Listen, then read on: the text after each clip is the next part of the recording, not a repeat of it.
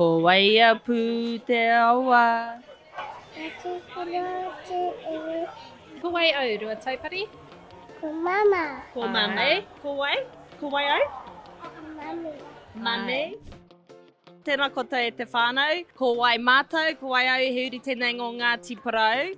Ko Julia a mua Whaipooti tōku ingoa, ko te whānau a tūwhaki irura, ko te whānau a hine tāpora oku o Maua Hapu. Ko Ruataupare te ropuhina Florence Whylie Whaipooti, he tamaiti o Maua. Ko Emma Whylie au, he uri tēnei o tangata tiriti no Ngāti Pākehā ahau. I whānau mai au I Tāmaki Makaurau, engari e noho ana a mātou kei te whanganui a tara I nei anei. He iti te reo, he te mōhio au no Ngāti Parau, he wahine Ngāti Parau. Yeah, I didn't grow up with much reo. We grew up knowing Ngāti Parau and all of that. And when we came back home, became very aware of that. You know, it's hard. Being Māori, you know these things. You know when you're missing something. I te puake au ki konei, I te timatanga o te haerenga kei te ako te reo, kei Auckland Girls Grammar.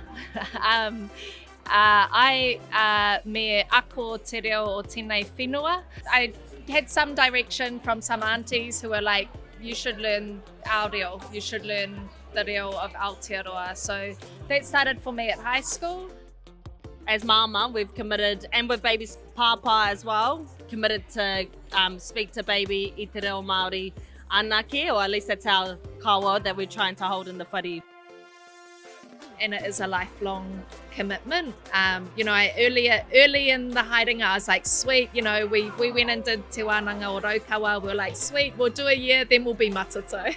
But it's just, it's not that, it's for life. I'm a tino pipi I te reo Pākehā, I te reo Māori, but I've learned to speak with confidence with what I have. I'm lazy as well. It's hard, man. It's hard to keep learning. Like, you're at it, and I have those moments where I'm like, nah, this is it. I'm gonna go hard, and I'm gonna be matatoish.